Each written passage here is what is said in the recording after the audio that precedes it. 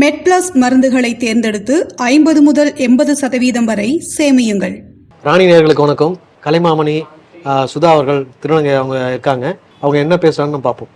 வணக்கம் மேடம். வணக்கம் sir. Madam, உங்கள் கலைமாமணி சுதான்னு சொல்லிட்டு எல்லாருமே கூப்பிடுறாங்க. கலைமாமணி பட்டம் உங்களுக்கு எதுக்காக கொடுத்தாங்க, எப்படி கொடுத்தாங்க, ஏன் கொடுத்தாங்க?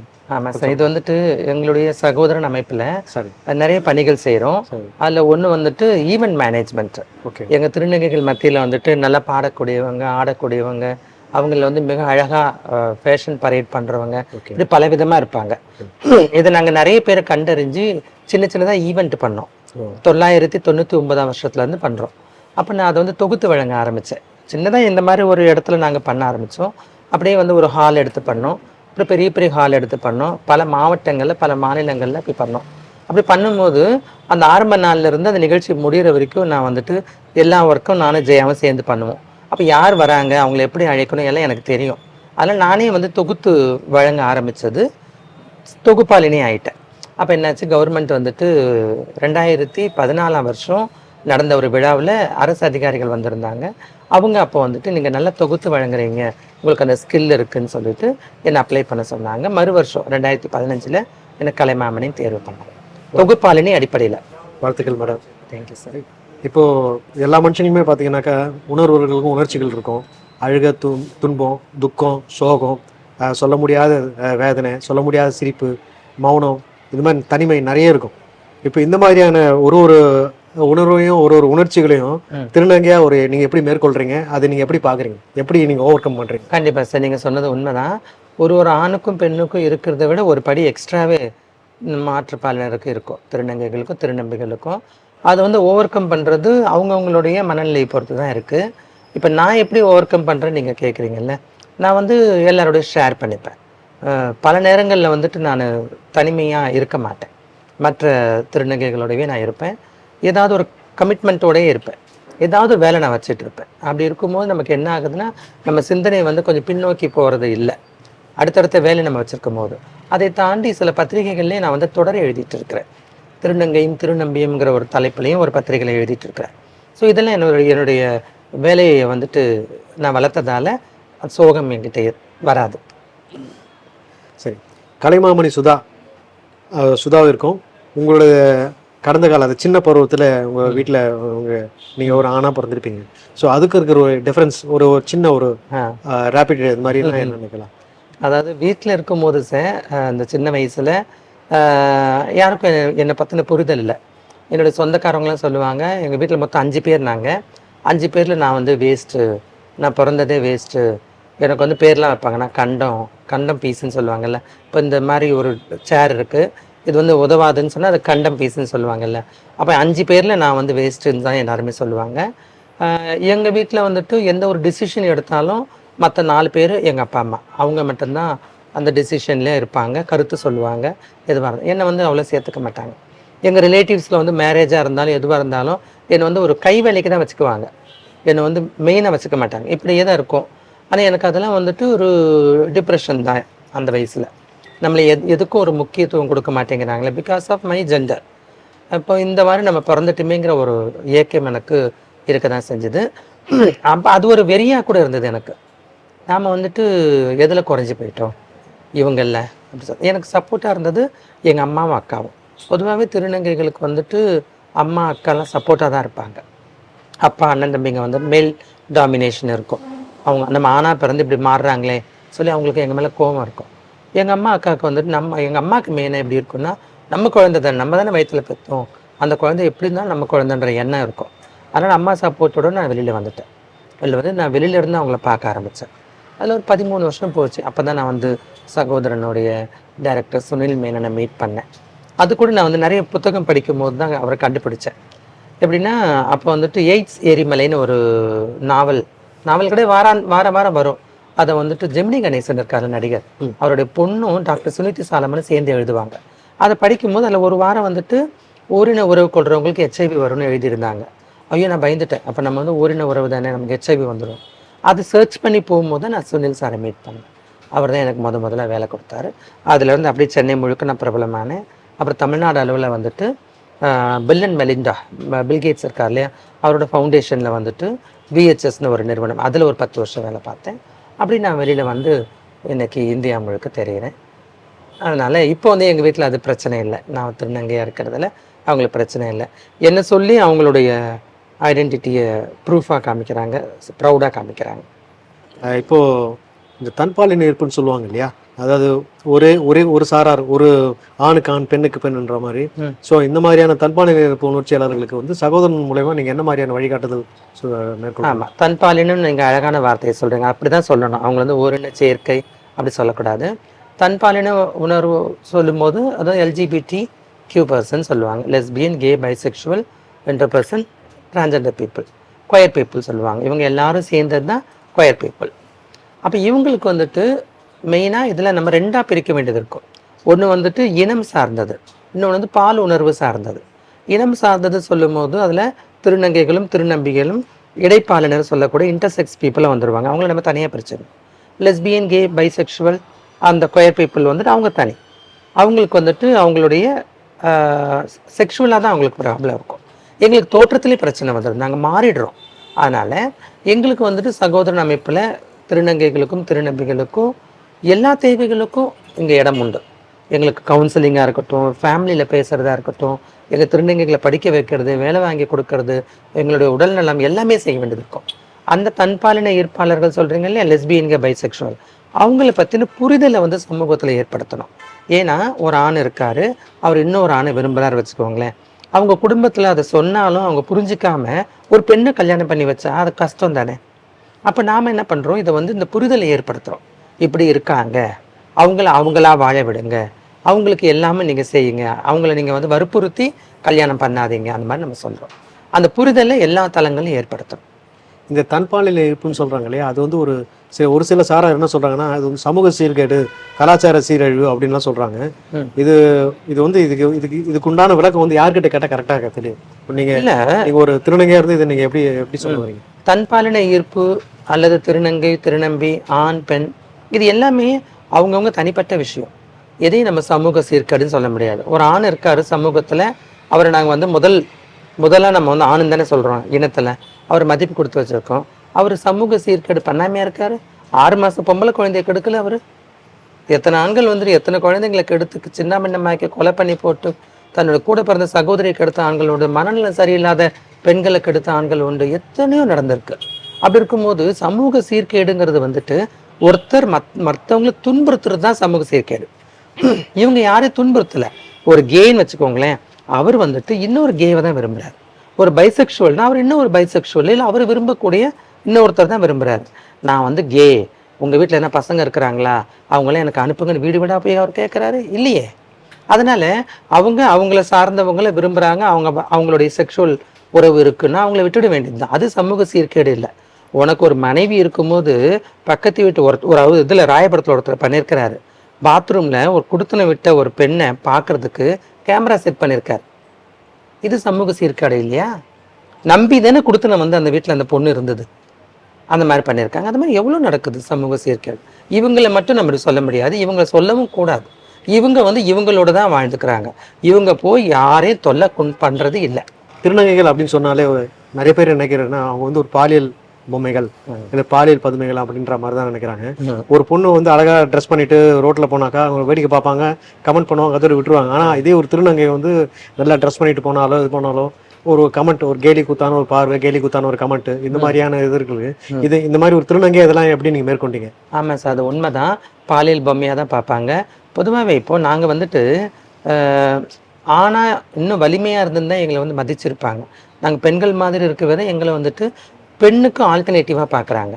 நீங்கள் சொன்ன மாதிரி ஒரு பெண்ணை போயிட்டு ஈஸியாக அப்ரோச் பண்ண முடியல, ஈஸியாக அவளை வந்துட்டு தன்னோட உறவுக்கு வான்னு சொல்ல முடியாது, பார்க்க தான் முடியும். அவங்களால தன்னோட மனைவியை மட்டும்தான் உறவுக்கு அவங்க பயன்படுத்த முடியும். அப்போது இவங்களுக்கு அடுத்தடுத்து தேவைப்படும் போது எங்களை பெண்களாக ஒரு போக பொருளாக பார்க்குறாங்க, எங்களை வந்து கூப்பிட்றாங்க. எங்களை கூப்பிட்றதுல இன்னும் தைரியம் இருக்கும் அவங்களுக்கு. ஏன்னா எங்களை வந்து கையை பிடிச்சி இழுத்தா கூட யார் வரப்போகிறா? இவங்களுக்கு வந்து ஃபேமிலி இருக்காது, இவங்க வீட்டை விட்டு விரட்டப்பட்டிருப்பாங்க. அப்போ இவங்க வந்து தைரியமாக நம்ம வந்து என்ன வேணால் பண்ணலாங்கிற ஒரு எண்ணம் நிறைய பேருக்கு இருக்குது. அதனால தான் அவங்க அப்படி பண்ணுறாங்க.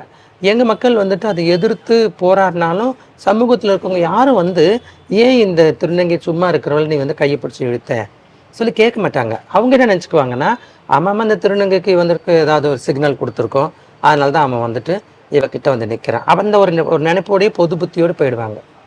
உண்மைதான் சார். அடுத்து திருநங்கைகள் நல வாரியம் சொல்லிட்டு இப்போ அமைச்சிருக்காங்க.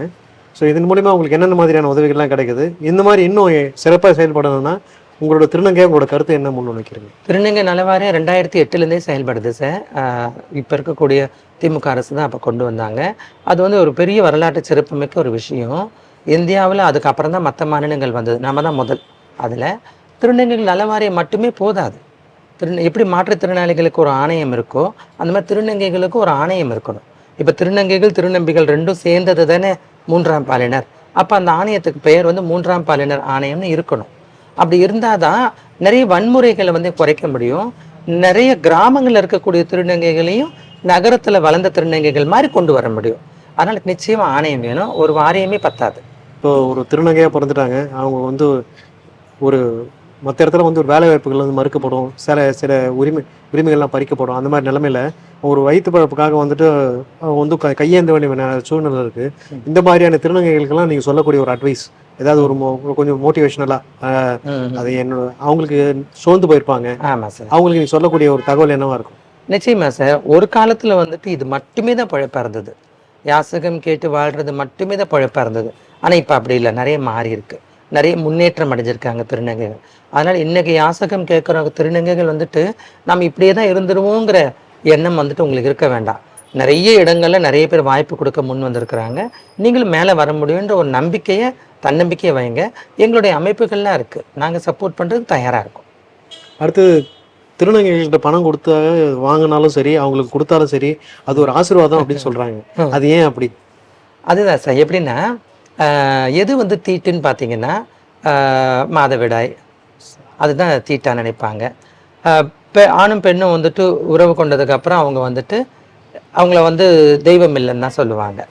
எல்லாத்தையும் கடந்தவங்க கண்ணி கழியாமல், குழந்தை பெற்றுக்காமல், மாதவிடாய் போன்ற எந்த விதமான விஷயங்களும் இல்லாமல் வாழக்கூடியவங்க வந்து தெய்வத்துக்கு சமம்னு சொல்லிட்டு வட மாநிலங்களில் சொல்லுவாங்க. அது யார்? திருநங்கைகள் தான். அப்போ திருநங்கைகள் வந்துட்டு வீட்டுக்குள்ளே வந்து அவங்க கால் வச்சா நம்ம வீடு விளங்கும், அவங்க வந்துட்டு ஆசீர்வதிச்சா நம்ம நல்லா இருப்போன்ற ஒரு எண்ணம் இருக்கும். எப்படி சொல்கிறது, துறவியை கூட சொல்லலாம். முற்றும் துறந்த துறவிகள் வந்துட்டு ஏதாவது ஒரு கோயில்களில் உட்காந்துருக்காங்க வச்சுக்கோங்களேன், சித்தர் துறவியெல்லாம், அவங்கக்கிட்ட போய் ஆசீர்வாதம் வாங்குறாங்கல்ல.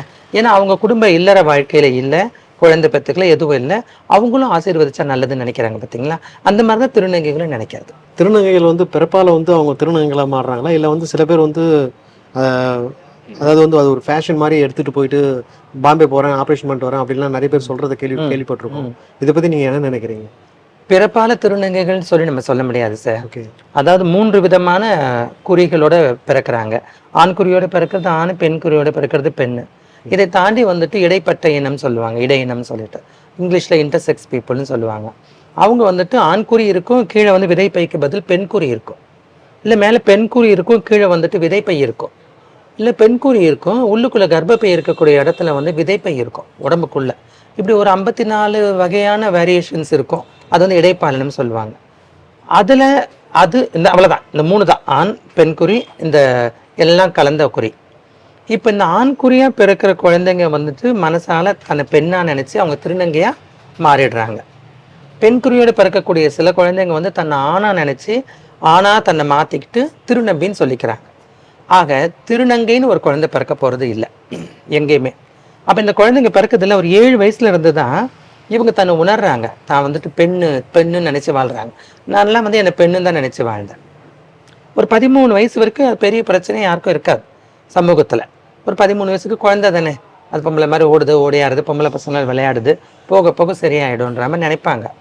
16 17 வருது பார்த்தீங்களா, அப்பமா அந்த குழந்தை பொம்பளை மாதிரியே பண்ணிச்சுன்னா எல்லாரும் இல்லை, இந்த பையன் வந்து பொம்பளை இல்லை, பையன் இல்லை, இது வந்து 9 அந்த மாதிரி அடை சொல்ல வச்சு கூப்பிடுவாங்க. அப்படி தான் வந்து திருநங்கைகள் வந்து சமூகத்துக்கு தெரிய வராங்க. அப்போது இவங்க தன்னை மாற்றிக்கணும், தன்னை வந்து உடையை மாற்றணும், முடி வளர்க்கணும், ஆப்ரேஷன் பண்ணிக்கணும்னு சொல்லும் போது சக திருநங்கைகளை போய் தேடி போய் அங்கே போய் அவங்க கூட இருந்து தன்னை மாற்றிக்கிறாங்க. அப்படி தான் வருவாங்க. நீங்கள் சொன்ன இந்த பாம்பே போகிறது வந்துட்டு அந்த பீரியட் தான். ஒரு 18-20 வயசில் தான் இவங்க வந்து பாம்பேயில் போய் அறுவை சிகிச்சை செஞ்சுக்கிட்டு வந்துடுவாங்க. ஆனால் அவங்க வந்துட்டு ஆணாக தான் இருந்தாங்க, இப்படி மாறிட்டாங்கன்னு நம்ம சொல்ல முடியாது.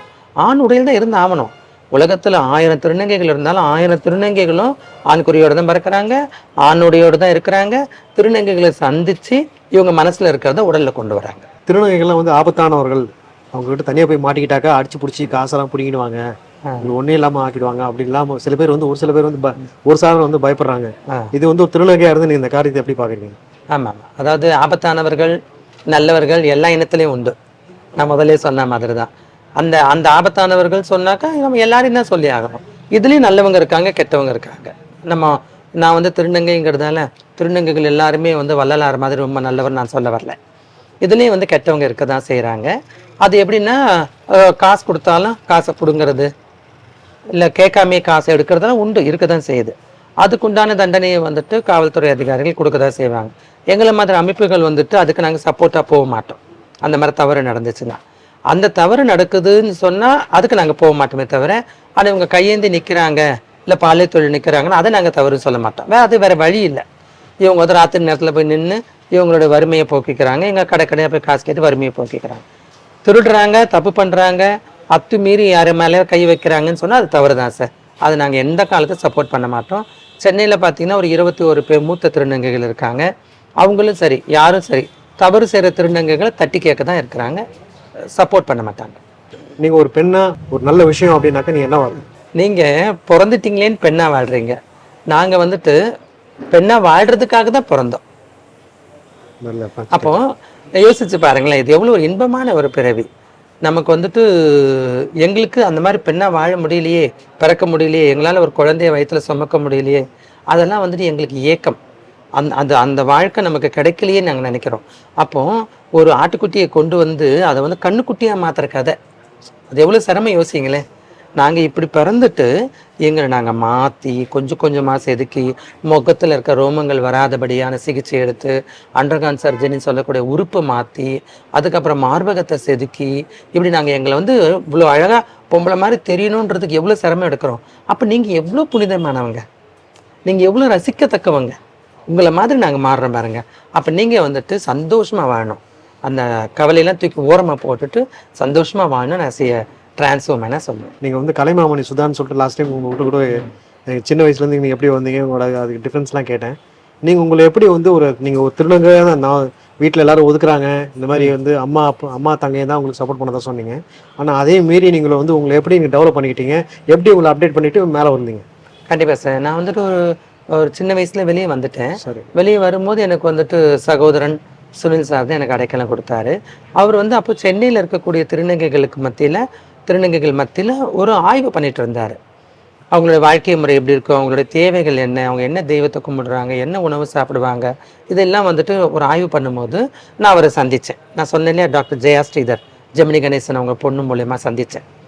அப்போது அவருக்கு நான் ஒரு அசிஸ்டன்ட் ரிசர்ச்சராக முதல்ல ஜாயின் பண்ணி தான் நான் என்னோடய கரியரை ஆரம்பித்தேன். அப்போ நான் அங்கே வந்துட்டு ஒரு 6-7 வருஷம் ஒன்றா வேலை பார்த்தோம். சென்னை முழுக்க என்னை நல்லா தெரிய ஆரம்பிச்சிச்சு. 2004 வரைக்கும் நான் அவர் கூட இருந்தேன். 2004 வந்துட்டு தமிழ்நாடு முழுக்க வேலை செய்கிறதுக்கு ஒரு எக்ஸ்பீரியன்ஸ்டு டிரான்ஸ்வுமன் வேணும்னு சொல்லிட்டு வாலண்டரி ஹெல்த் சர்வீசஸ் VHS இருக்கு இல்லையா, அவங்க கேட்டாங்க. அது வந்துட்டு பில்கேட்ஸ் ஃபவுண்டேஷன், பில்கேட்ஸ் இருக்கார் இல்லையா, அவர் வந்து இந்தியாவில் தமிழ்நாட்டில் திருநங்கைகள் மத்தியில் வேலை செய்கிறதுக்கான ஒரு பொறுப்பு அந்த நிறுவனத்தை கொடுத்தாங்க. அதில் பல பொறுப்புகளுக்கு ஆட்கள் வந்தாங்க. ஒரு திருநங்கை அவங்க எடுக்கணும், என்ன எடுத்தாங்க. அப்போ நான் சகோதரன்லேருந்து அங்கே போய் வேலை பார்த்தேன். அங்கே ஒரு 10 வருஷம் இருந்தேன். தமிழ்நாடு முழுக்க நாங்கள் திருநங்கைகள் அமைப்புகளை ஆரம்பித்தோம், மக்களை ஒருங்கிணைச்சோம், அந்த அமைப்புகளை நடத்துறதுக்கு வழி காமிச்சோம், விழாக்களை எடுத்தோம், அந்த மாதிரி நிறைய விஷயங்கள் அங்கெல்லாம் பண்ணோம். அதுக்கப்புறம் அங்கேருந்து வந்து மெக்சிகோ, ஃப்ரான்ஸு, இலங்கை, பங்களாதேஷ்னு உலக நாடுகளுக்கெல்லாம் அனுப்பி வச்சாங்க. ஏன்னா நான் 92லேருந்து இந்த ஃபீல்டில் இருக்கிறதால அப்போதுலேருந்து அனுபவத்தை பேசுகிறதுக்கு பழைய ஆள் வேணும்னு நினைப்படாங்க. அங்கே போயிட்டு தமிழ்நாட்டில் இருக்கக்கூடிய செயல்பாடுகளை குறித்தெல்லாம் நான் பேசியிருக்கிறேன். அது வந்து எனக்கு ஒரு பெரிய அனுபவமாக இருந்துச்சு. அதை தாண்டி வந்துட்டு லோக் அதாலத்தில் நான் ஒரு மெம்பராக இருக்கேன், வேலூர், ராணிப்பேட்டை இங்கே. அப்புறம் இந்த LGBTIQ பாலிசி கமிட்டியில் இப்போ கவர்மெண்ட்டில் வந்துட்டு ஒரு மெம்பராக இருக்கிறேன். கலைமாமணி விருது வாங்கியிருக்கிறேன். இப்படி பல சிறப்புகள் வர வர என்னாச்சுன்னா நம்ம வந்துட்டு கொஞ்சம் நல்லாவே எல்லாருக்கும் தெரிய ஆரம்பிச்சிட்டோம். நிறைய விஷயங்களை நம்ம வந்துட்டு செய்கிறதுக்கு வாய்ப்பாக இருந்துச்சு. எந்த ஒரு பிரச்சனைனாலும் எந்த ஒரு இடத்துலனாலும் நம்மளை கூப்பிட்டு அவங்க ஒரு அட்வைஸ் கேட்குற அளவுக்கு ஒரு நல்லா உயர்ந்திருக்கிறோம். அந்த பில்கேட்ஸ் ஃபவுண்டேஷனுடைய அந்த ப்ராஜெக்ட் முடிஞ்சதுக்கப்புறம் நான் இப்போ சகோதரனோட மறுபடியும் அசோசியேட்டடில் நிறைய ஈவெண்ட்ஸ் பண்ணிட்டு இருக்கோம். அடுத்ததா இப்போ நீங்கள் சகோதரன் வாய்க்கு சகோதரன் சொல்கிறீங்க, அவங்க தோழின்னு சொன்னாங்க. இப்போ இந்த சகோதரன் அமைப்பின் மூலயமா வந்து இது வரைக்கும் எத்தனை திருநங்கைகள் வந்து ஒரு தொழில் சார்ந்த நலத்திட்ட உதவிகள்லாம் பெற்றிருப்பாங்க. அவங்க என்னென்ன மாதிரியான ட்ரைனிங்லாம் நீங்கள் கொடுக்குறீங்க? கண்டிப்பாக சார். ட்ரைனிங் சொல்லும் போது இப்போ ரீசெண்டாக ஒரு எக்ஸாம்பிள் நான் சொல்லுவேன்.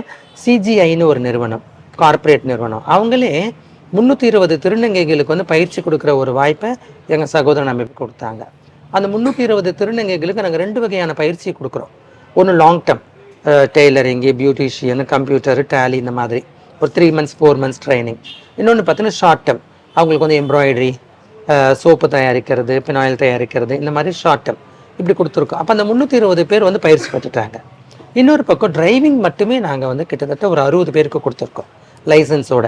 அவங்களுடைய ஒரு செலவு இல்லாமல் ஃப்ரீயாகவே நம்ம கொடுக்குறோம். சில லயன்ஸு, ரோட்டேரியன்ஸ் அந்த மாதிரி ஆட்களை பிடிச்சி பயிற்சி கொடுக்குறோம்.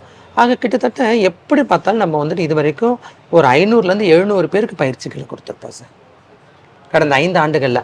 5 ஆண்டுகளுக்கு முன்னே வந்துட்டு பயிற்சி கொடுக்கறதுக்கான ஏதுவான சூழல் இல்லை, மக்களும் முன் வரல. இந்த 5 வருஷமாக நிறைய பேர் முன் வராங்க சார். திருநங்கைன்னு சொன்னாலே திருநங்கையாக ஒரு பொண்ணு வந்து வளர்ந்து வராங்க. அவங்க வந்து தன் மனதால் வந்து ஒரு பெண், உடலால் ஒரு ஆண், கொஞ்சம் நாள் ஆக ஆக அவங்க முழு திருநங்கையாக மாறிட்டாங்க. இந்த மாதிரியான திருநங்கைகளுக்கு வந்து சில தாக்குதல்கள், தொடர் தாக்குதல்கள் மற்றும் வேண்டாத செயல்கள் இந்த மாதிரியே நடக்குது. அவங்களுக்கு வந்து சில பேர் வெளியே சொல்லுவாங்க, சில பேர் சொல்ல மாட்டாங்க. அப்படிப்பட்ட நபர்களுக்கு நீங்கள் சொல்லக்கூடிய அறிவுகள்? ஆமாம் சார், இது ரொம்ப முக்கியமானது சார். பொதுவாக இவங்களை அடித்தா யார் கேட்க போகிறான்ற ஒரு எண்ணம் சமூகத்தில் ஒன்றும் மாறலை. இப்போ ஒரு ரீசெண்டாக கூட ஒரு திருநங்கையை வந்து ரோட்டில் கட்டி வச்சு அடிச்சிட்டாங்க. அதுக்கு காரணமே தெரியல, என்ன காரணமே தெரியல. ஒரு தைரியம் பாருங்களேன், அடிச்சிருக்கிறாங்க. திருநெல்வேலியில் வந்துட்டு ஒரு 2 திருநங்கைகள் ஒரே நேரத்தில் கிணத்துலேருந்து பணமாக எடுக்கப்பட்டாங்க. நம்ம இந்த ராஜா கடை இருக்கு இல்லையா திருவொற்றியூரில், அங்கே வந்து ஒரு திருநங்கை வந்துட்டு ஒரு ஆணால் கொல்லப்பட்டுட்டான். கோயம்புத்தூரில் ஒரு திருநங்கை வந்து சமைக்கிற திருநங்கை, அவள் சமைச்ச அந்த டபராலேயே அவளை கொலை பண்ணி மூடி இருந்தாங்க. இதெல்லாம் வந்துட்டு உங்களுக்கு தெரியுமான்னு தெரியல. ஏன் வெளியே தெரியல? ஏன் இதை பற்றி யாரும் பேசலை? எவ்வளோ பேர் வாய்க்கிழியே பேசுகிறாங்க. டெல்லியில் ஒரு பொண்ணை கெடுத்துட்டதுக்கு இந்தியாவே போர்க்கொடி தூக்குனாங்க இல்லையா? அப்போ இந்த மனுஷ ஜென்மம் ஒரு கொலையே நடந்திருக்கு. இப்போ எங்கே போனாங்க இந்த சமூக ஆர்வலர்களும் சமூக போராளிகளும்? எனக்கு நிறைய கவலை இதுதான் வரும். ஒரு திருநங்கையே மனுஷங்க தானே, அவங்கள அடித்தாலும் 4 பேர் கேட்கணுமே. திருமாவளவனாக இருக்கட்டும், நம்ம வைகோவாக இருக்கட்டும், இப்படி எத்தனையோ பேர் போராளிகள் இருக்காங்கல்ல, அவங்க பார்வைகள்லாம் இது போலையா? சீமானோட பார்வைகள்லாம் இது போலையா? அவங்களே ஏன் இதை கேட்கலன்ற ஒரு எண்ணம் என் மனசில் இருக்குது. நாளைக்கு அப்போ என்ன ஆகுதுன்னா, அதை பண்ணக்கூடிய அந்த ஆட்களுக்கு வந்துட்டு இன்னும் தைரியம் வந்துடும். இவங்கள அடித்தா யார் கேட்க போகிறாங்கன்ற ஒரு எண்ணம் இன்னும் அதிகம் தானே வரும்.